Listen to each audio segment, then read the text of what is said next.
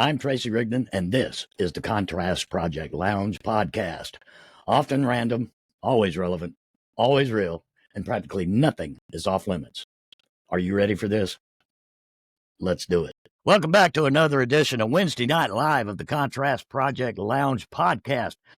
Joining me as always, my co-host, Mr. Jim Alabiso. Jim, how you doing, buddy? I'm doing good now that I have my box of animal crackers. I should have got some. I should have got some animal crackers. Oh, I like the oatmeal cookies. I like oatmeal cream cookies myself. Yeah. That's my favorite. Oh yeah. I keep a box raisins? of. Well, I'm not crazy about raisins, but I won't throw them away. Hey, Jim, we got us a fantastic guest tonight. Good friend of ours, been on the show before, Miss Brenda Kato. Brenda, how you doing? I'm doing fabulous. Look at She's you. She's fab. I got my Rad Cat shirt on. There you go. I got my Rad Cat button sitting over there on the kitchen table. Cool. The Rad Cat. So, when you did Taylor Swift confirm being on the show, Tracy? She has not confirmed yet. I'll tell you, the life of girl. The showgirl thing. They got their publicists and all that. And what with the new album, Well, she's doing that whole promo tour. I just actually got a text message from a mutual friend that said, I just talked to two girls and this guy who said they're disappointed in Taylor's album too. I'm seeing a lot of that. Yeah. You know what I think the big mistake was? If there was a mistake, is that they had the wrong producer. Could have been. It's for the kind of stuff that she's been doing over the years. Max Martin doesn't seem to be he's a great producer. He does some great stuff, but he's not shouldn't be a Swiftie producer. Well, Taylor had so much market saturation this past time around. It might have been time for a little bit longer of a break. Could have been. You know who was a great producer for her was Jack Antonoff. Oh, yeah. He produced a lot of his albums, and guy's an excellent musician. Got his own band called The Bleachers, which are great. I listen to him a lot. Hey, Brenda, give us your take on Taylor Swift. What's that? My take on Taylor Swift. The new album, if you know anything about it. I don't know anything about the new album, but it's hard to write a hit song. And she seems to be able to pull that off. So just from a sheer talent, I don't know. I don't have anything negative to say about her. It's not my style of music, but anybody that is creative on that level, it's easy to sit back and naysay people, but it takes a lot to make something creative that the masses like. I think her whole on the last with the Eros tour and all that stuff, and her whole past year, I thought was phenomenal from a marketing and PR standpoint. I'm not a big music, fan of her music either. Although I don't hate it, it's just not something. You're right, Tracy. It's just not something I listen to every day. Yeah, I just think she's done a phenomenal job with, the business end of it, the marketing and PR and, all that, and her image. And so, like I said, Jim, a minute ago, it could have had something to do with maybe it was market saturation and maybe she could have taken a little bit longer time off. So, there's two things. One of them's market saturation as it relates to what you would expect after massive market, right? So if you just create this big marketing campaign and you set up expectations for your fans, no matter who you are, then they're going to expect something of the caliber of the marketing campaign, right? True. Life of a Showgirl, and then she's got a song in there called Wood. Yeah. Right? And it's right. about her says wood. And what is that lyric? Made me spread my thighs, I think the line was. That's what it was. Well, she is she's not a little girl anymore. I mean, she's a grown ass woman, so she can say what the hell she wants. You know, a lot of people look at her, you know, and think of this innocent young girl. You know what I mean? Especially people that are a little bit older and might not be Swifties. That's probably but I part mean, of she's a goddamn grown ass woman. She's in her 30s, man. Shit. So she can wait a little while and go full on Madonna if she wanted to. Probably could. But you know, it's those two things that we talked about, which you brought up as market saturation and what the fans got in return for that market saturation. So it set up some expectations, and a lot of Swiftie fans were disappointed. But the thing is that if you got a band or a group or solo artist that's been around for a decade or two, they're not going to play the same shit over and over again. They're going to grow. Their art's going to change. Their influences are going to change. And so if they do something different, I don't think I would call that, you know, betraying your fans. It's just doing what you do. And who did I tell this? I was talking, I think, Mike about this the other day. It was like Elton John's Goodbye Yellow Brick Road, right? That album, it's like, to me, just me personally, I just thought that was a work of art. It could have been sitting in the pedestal in the Smithsonian. I mean, it was just beautiful work of art. And anything he did after, just to me, all went downhill because he could never live up to, you know, what he did before, just in my book. But it does, and this goes with the same with all art. You're not going to like one artist every single painting. You're not going to like a songsmith every song that they like. Sure. You know, fans got, going back to what we were talking about earlier, Brenda, you know, it's like managing our own expectations. Yeah. Hey, Brenda, besides. Yeah. Yeah, go ahead. I was just going to harken back to like anybody that has a success that allows them to do their passion, their creative passion successfully is amazing to me. Like, you know, I don't have mass appeal art except for like the children's work that I do, the children's books that I do. Now, when it goes to your art, you said something, I believe you had mentioned something a couple of days ago or a day ago, or maybe even before that, earlier than that, about being accepted to a mural project. You've got a mural project coming up? I put in to be in the Jacksonville Mural Festival.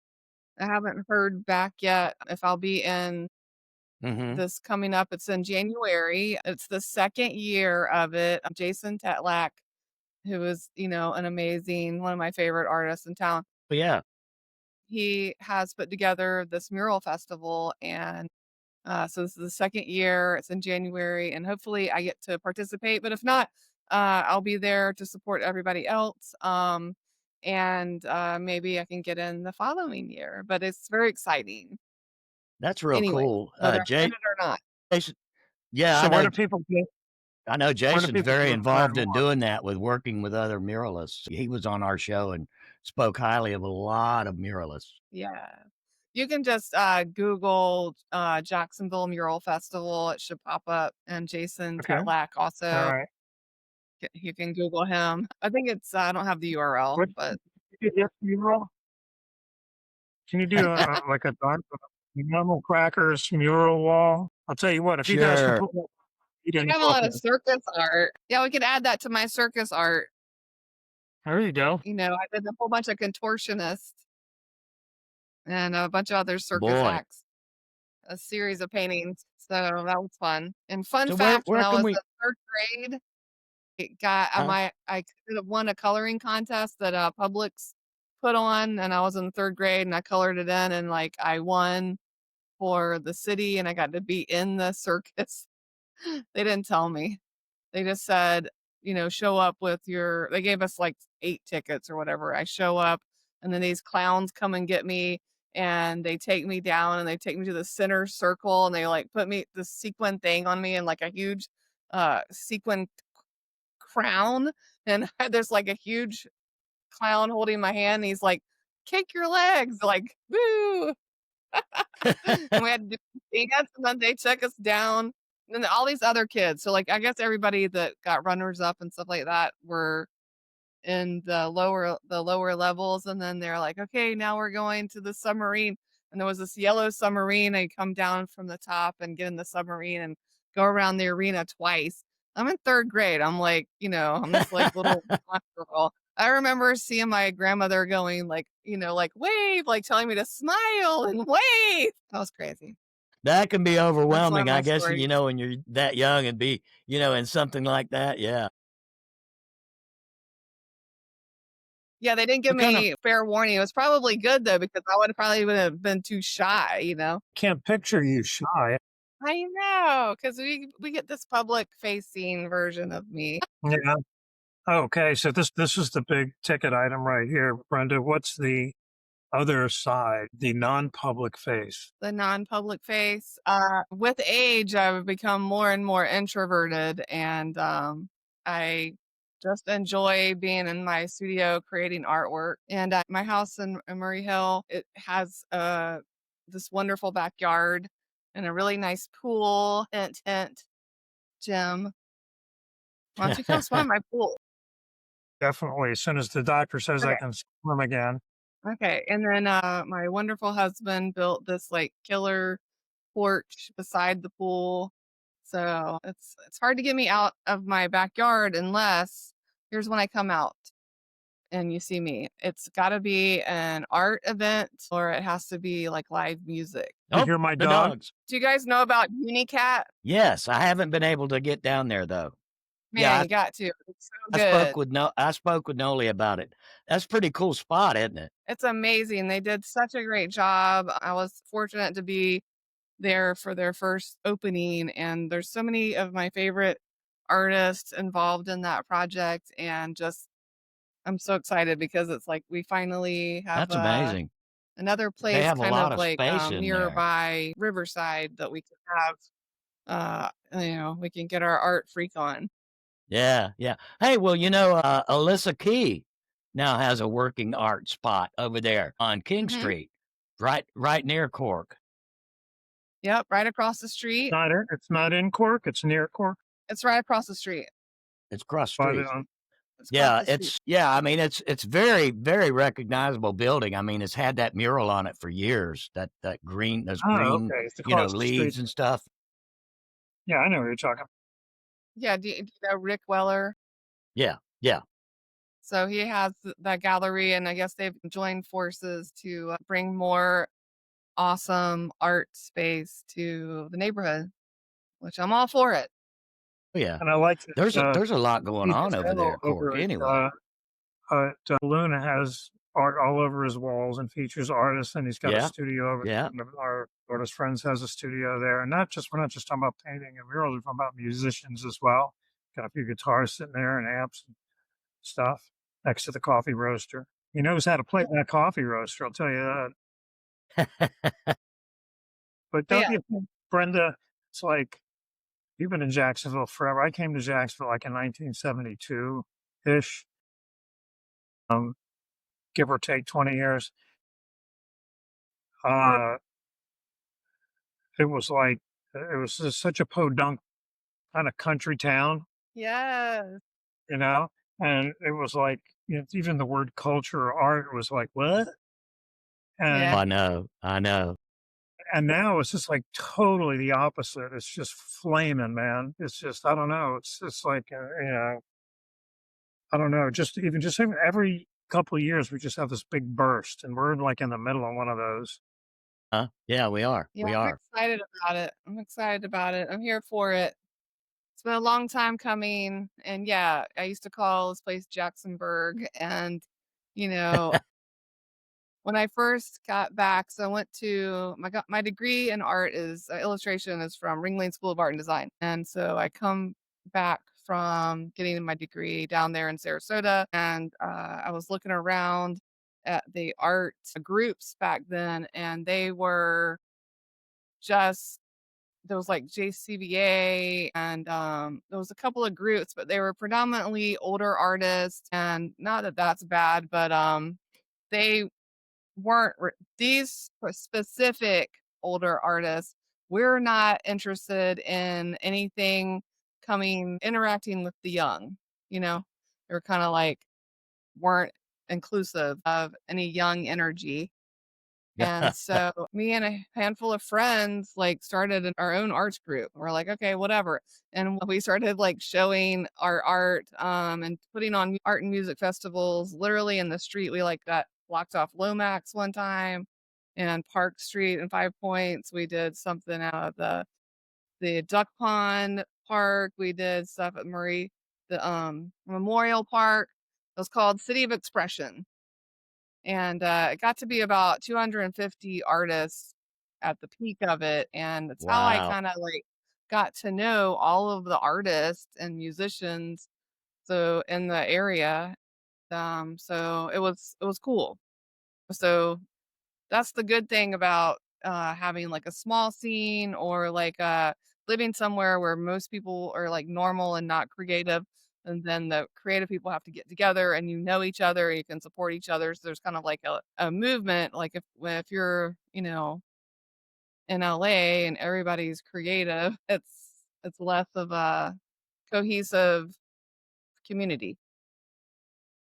That would be something cool to do again sometime. Maybe put together that an art scene, an art thing there at Memorial Park again. That would be really cool. But give somebody something else to do besides going to the Riverside Arts Market. But yeah.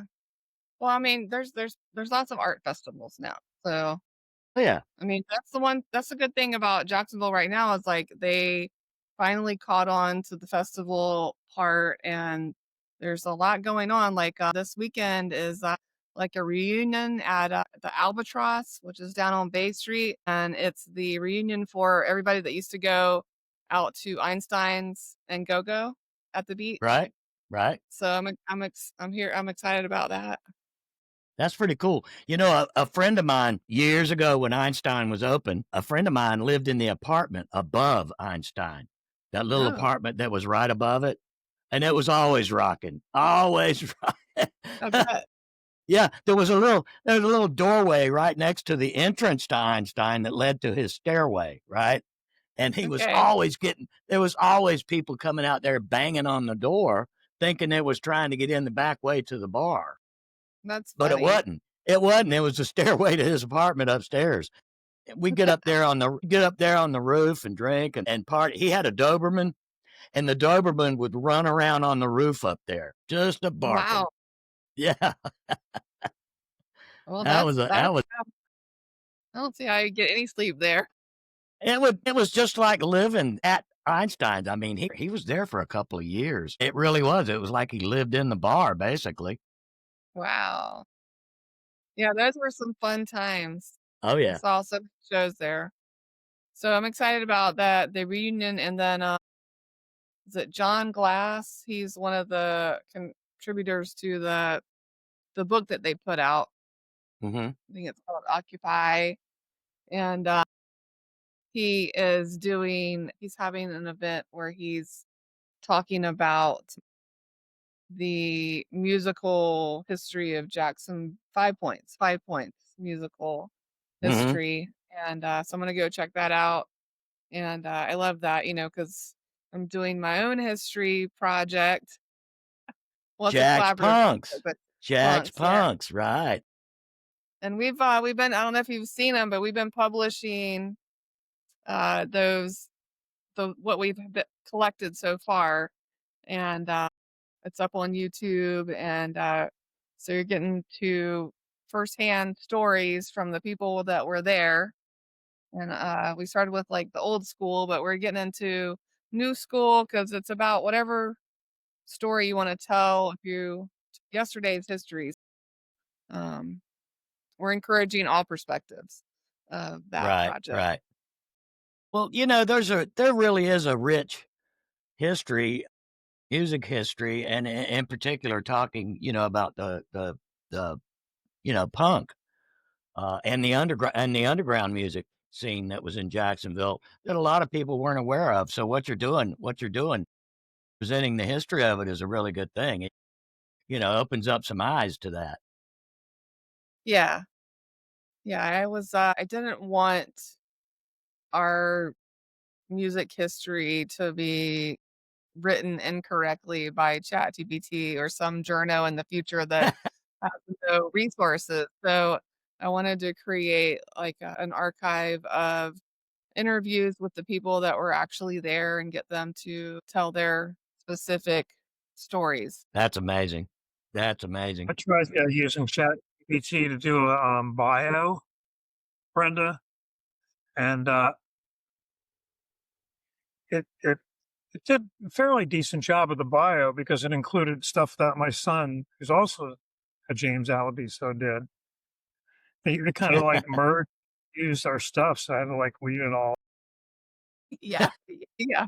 I know. I thought so that's why I'd done a chat GPT on like search bio for Tommy Berlin, and then I was like, okay, you want to read this and like correct what's wrong with it, you know? So it's probably at least 40% had to be taken out. Yeah. You 'Cause should it try keeps up- you should try a deep search using Perplexity.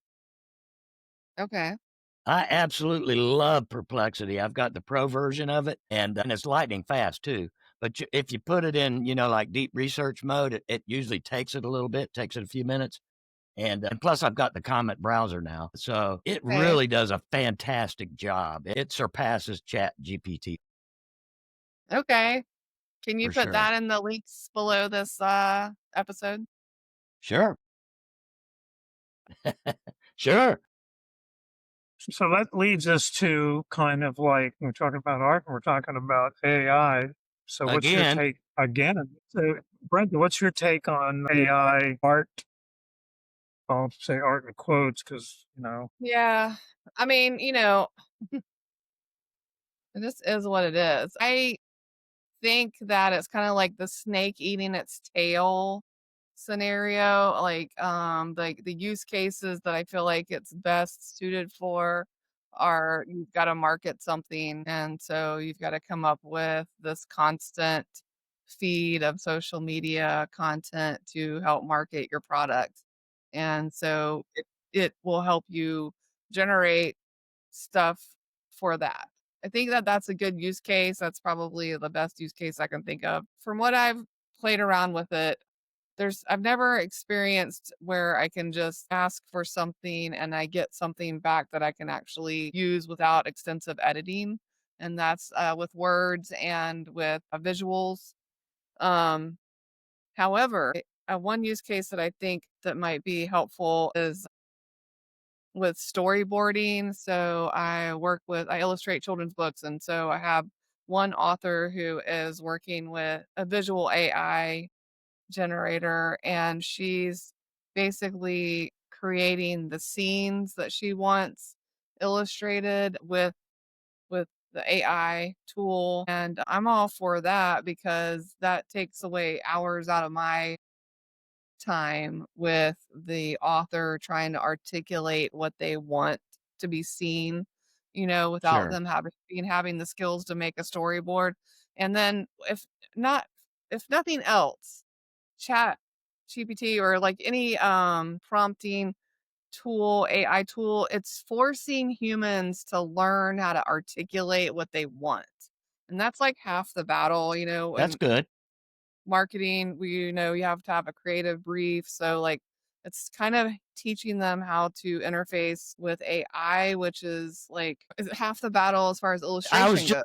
I was just going to say the exact same thing. That's half the battle, getting proficient with prompting frameworks. Prompting is everything. If you just, just put like they say, garbage in, garbage out. Right. You put in a lame prompt, you're going to get a lame product back. I mean, really. The only artwork I use is for my articles on Substack. And the only reason I do that is just to eliminate the whole copyright issue. Let's say I'm writing about somebody. Instead of just pulling something from Shutterstock or whatever, a stock photo of somebody, a headshot, one of the AI models can recreate a close likeness of that person. And then I just use those. Yeah, no, totally. So it's great. So yes, I'm saying like that falls under like the promotion and marketing genre. Yeah. And then, also in that for like more graphic design work, stuff like that, what the tools that Adobe has available for like generative fill and being able to like remove the background really quickly and then do a generative fill or content aware fill. I love content aware fill. You know what that is? Do you know what that is? No. Okay. So like I'll give you this use case, which is kind of boring, but like let's just say that you have the board of directors needs their images put on the web page. And so you get a whole slew of terrible pictures. Right.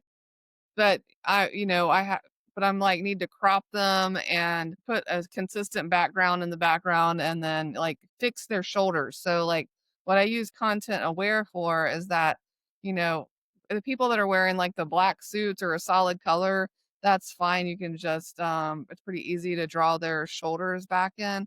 But like if they're wearing a dang plaid blazer, now I can just draw their, like when I say draw, like I'm selecting their shoulder where their shoulder should be, where the blazer should be continuing. And then I'm doing something called content aware. And it is looking at the plaid pattern and it's pasting that plaid pattern into the shoulder and it's doing it in a way that it connects. So like that's a huge time saving right there. Sure. Was it- Some of the graphics I'll get some images that I don't really care for using let's say DALL-E. ChatGPT-5 uses DALL, and I'll get a really good, whether it's a good background or it's a good foreground, one of the two, and then I can actually, some of the upgrades in Canva have been really good about removing backgrounds and moving stuff, and so I'm able to fix some of it that way. But then again, I'm not even trying to create fine art. You know what I'm saying?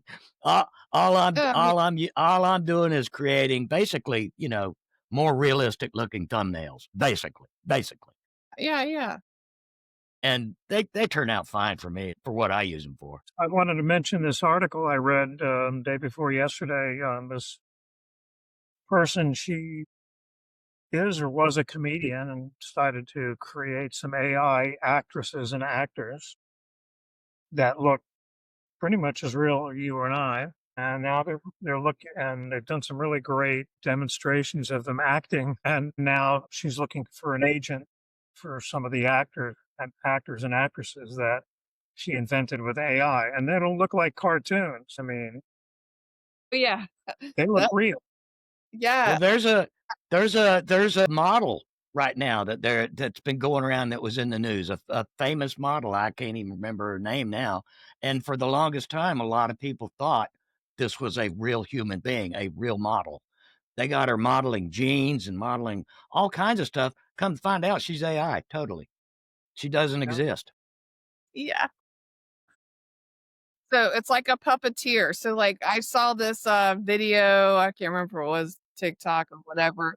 And it was split screen where the top of the screen was the dude and the bottom of the screen was Taylor Swift, to bring it back to Swift Town. And he was like, saying what it and moving around and talking. And then she was doing whatever he was doing. So it's like a puppeteer. And yeah, so my question for that, you guys, is now that the deep fake technology is pretty much like really hard to tell. I mean, obviously there's going to be digital forensic people that can probably tell, but like, I at some point, like, all of this video evidence gets thrown out, all the photographic evidence gets thrown out. Like, I'm interested in the legal implications of this. Yeah. Well, I've got forensic video evidence, right?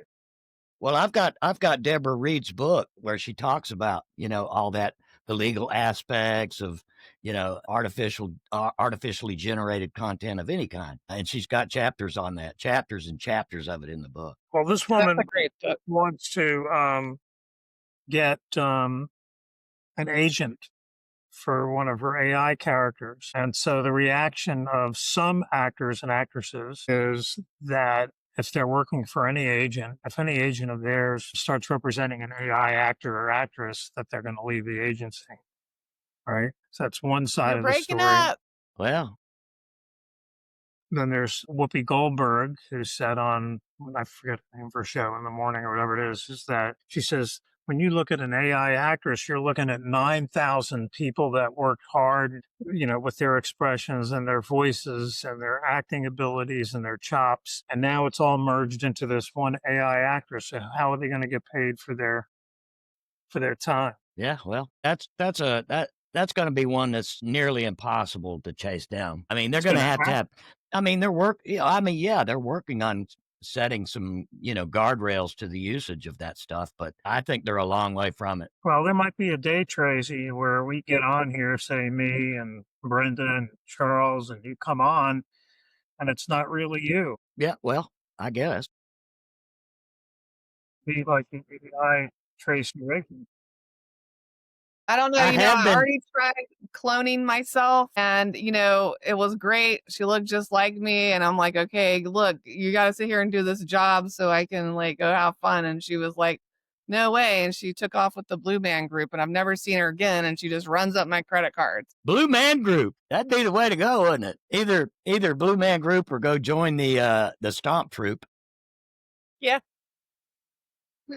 She's off. She's like, no, you sit there behind the screen all day and slave away. I'm not doing that. Ever since I retired from the 9 to 5, I spend much less time on the screen. And it's so much nicer. Really is. Yeah. Well, your 9 to 5, you had to spend a lot of time in front of the screen, didn't you? Yeah. But, now it's like, the only time I hit the screen is if I wrote something in my notebook or some lyrics to a new song and I put it in the Word or something, or I'm putting together a presentation or something like that. Other than that, it's my pen and my journal and my guitar and piano in the studio over there. And of course, Sum and Sky, my dogs, and Selkie, who's decided to join us. Nothing wrong with that. Nothing wrong with that. But I'm kind of like, going back to what you said, Brendan, the older I get, the more introverted I get. And you've known me for a long time. You know that I wasn't an introvert. No. But now we're both really extroverted. I think all three of us are really extroverted. Yeah. But it seemed to have been tempered, at least for me, by COVID, because I had to hibernate so I could be with my mom if I needed to, because she's in her 90s, right? So I literally had to hibernate, and being out of my place was very rare. And but I started loving it, and it was like, even after all this is over, even to this day, I just look forward to getting home, laying on the couch with the dogs and the cat, and watching Netflix. Netflix and chill. There you go. Yeah. There you go. That's the good stuff. Okay, you guys, are you going to go to my monster making workshop? Do it. It's October 19th, Sunday, from 11 a.m. to 2 p.m. It's 3 hours of creative chaos. I've got air dry clay. I've got upcycled bottles. I've got weird random toy parts, pipe cleaners. Where's your pipe cleaners? I've got glue. But last year I went air dry clay crazy and I made a whole bunch of monster heads and I gave some away, but I sold a bunch of them and I'm like, this year I'm going to do it again. And I haven't had time. So I was like, all right, you know what? I'm going to do a workshop and we'll all do it together. And what are the age ranges of people I can play? Children of all ages. Young and old. Young and old. Young and old. Where is it? Where's it going to be? So at Atomic Beauty and Barber Lounge or Atomic Record Shop is upstairs. They're in Orange Park, kind of near Kingsley and 17, Park Avenue and Kingsley. Are you putting a little ad out on Facebook or something? Oh, yeah. It's on all my socials. Okay. Sure. And you can go to like radcat, radkat.com as well. Okay. That sounds good. $20, but that covers your supplies. That's pretty cool. That's pretty cool. And It's you gonna say be it's fun. what? You say it's what? 3 hours? 3 hours, yeah, 11 a.m. to 2 p.m. I Nice. ended it at 2. I was gonna have it in the afternoon, but then I found out that Hard Love, which is a new venue in Murray Hill across from the Dreamette, is having their like Halloween festivities starting at 2 p.m. on Sunday, October 19th. Okay. Now is that, you say that's a new venue? I thought that was is that an art space, or is that, like a club of some sorts? So they've got a bunch of stuff going on. They basically took over all of that Kirby vacuum. Right. Exactly. And they've got a venue, so a stage, and then they've got like a bigger event space, and then they have like a little retail shop area, and then there's like a sign shop, Bacon Signs is in the back. And I don't know if you know about those guys, but the Bacon Signs are like the hand lettering guys. It's all hand lettering, so it's really cool. Wow. Nice. And it's right across from Dreamette? Yep. Street? Yeah. On Edgewood across or that other road? So that's Post Street. Okay. It's near Gotcha. Post and Edgewood. It's right there where the road curves at the Dreamette, and I know the vacuum cleaner place used to be there for years and years. Check it out. Plus, I might get me an ice cream cone too. Yes, definitely. There's like trade winds, and then there's that auto shop, and I painted that steampunk bat on the garage door. I don't know if you saw that. If you go over there, check it out. Yeah, I'll go over there for lunch tomorrow. There you go. You got Mr. Retired there. You got time to go hit lunch all over the place now. Fancy pants. My favorite little places to go are going to be our Happy Medium books and Saloon and Bold Bean and stuff like that. But once in a while, I venture out, like to the beach. Are you still doing the morning swim thing at the beach? No, I have to wait till after 6-7 weeks after my surgery is done. But don't you have a whole crew that goes every morning or something like that? It's not little, I'll tell you that. They've been around for, it's like over 1,000 members now. Not that they ever all showed up at once.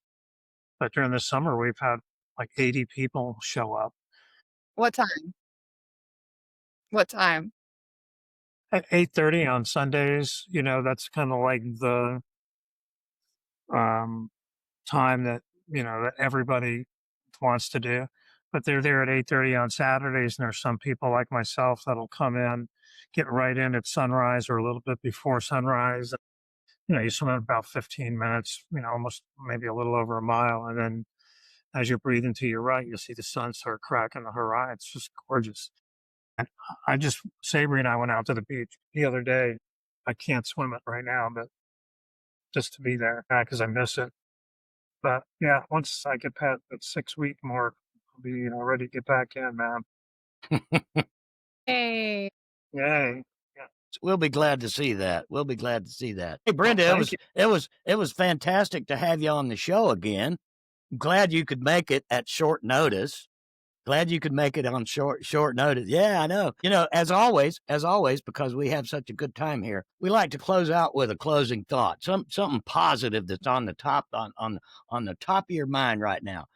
What you got to tell us? Well, I have been helping out myself, doing something called emotional freedom tapping. I don't know if you've ever seen it, but watch this. You kind of look like a crazy person, but you tap on the top of your head, and then on your eyebrows, and then under your eyes, and on below your nose, and on your chin, and on your solar plex, and on your hands, and kind of underneath your armpits. And what you're doing is kind of like communicating to your body that everything's okay. So you're like, it's a self-soothing, calming communication with like your vagus nerve to calm yourself down. And so that's been very helpful with me as I process lots of grief. And, if I dare try to pay attention to the news, I need to calm myself down. I recommend it. Called Emotional Freedom Tapping, EFT. You can look it up on YouTube. I've seen that because the whole binaural thing can work wonders for certain things. It changes the way your brain thinks about pain. You definitely have to do it like Brenda said. You definitely have to do it watching the news lately. I've been watching the news. I'll be watching tonight. Yes. And you say, I'm okay. Instead of watching it like this, I still do that. I'm safe. Oh, there you go. There you go. There you go. Okay. I love myself.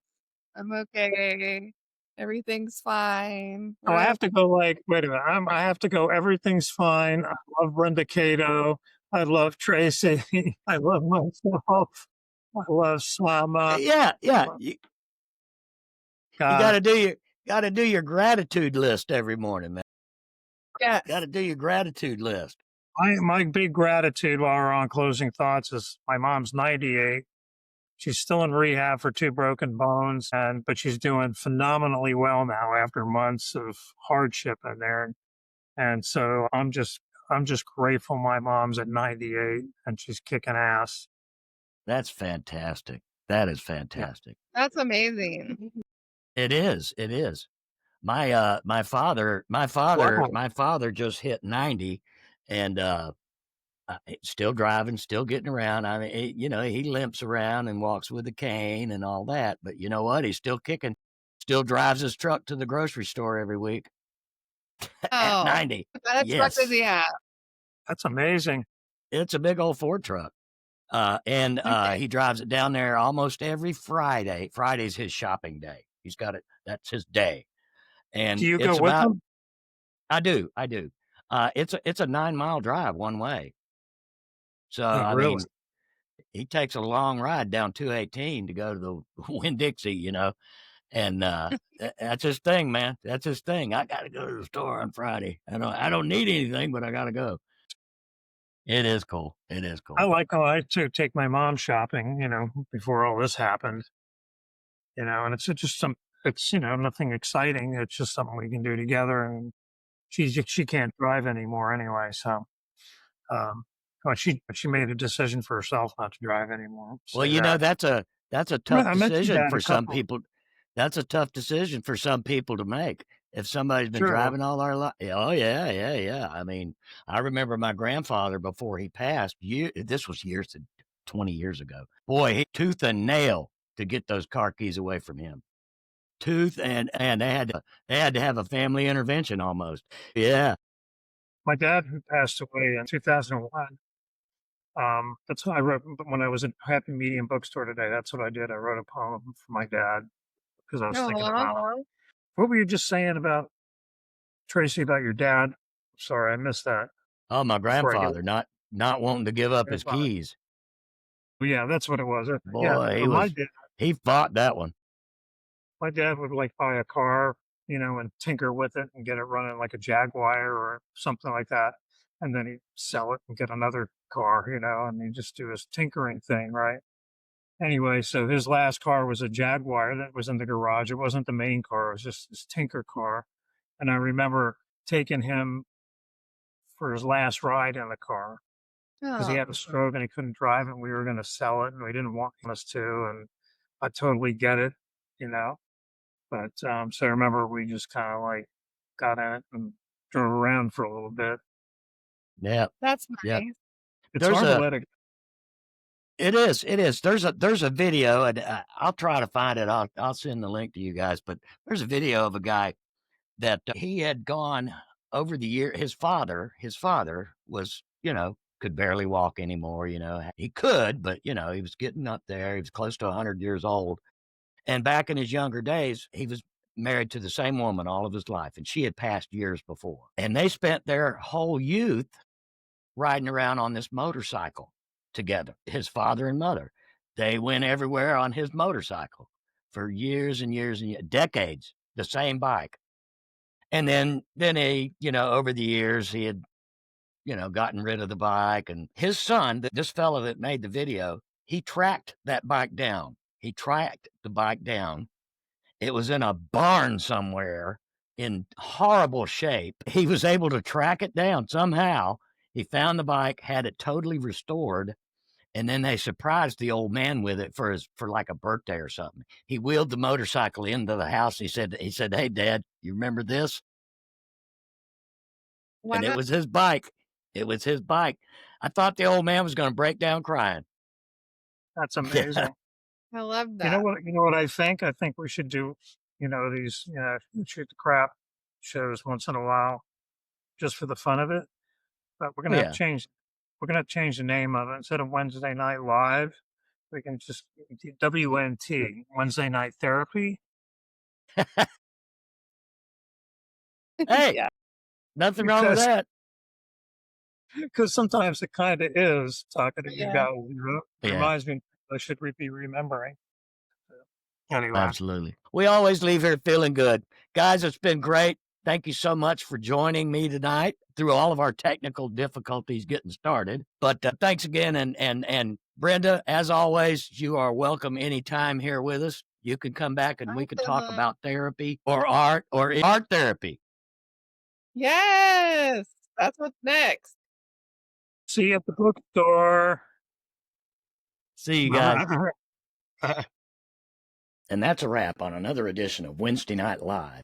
Big shout out to our guests and all of you kicking it with us tonight. If you had fun, don't forget to hit the subscribe and follow us on all the socials. We're on Facebook, YouTube, Instagram, Threads, Blue Sky, and wherever the hell else everybody is scrolling these days. Want to be a part of the next show? Keep an eye on our socials, our pages, and jump in the chat. Until next Wednesday, be kind, stay weird, and keep showing up. Peace.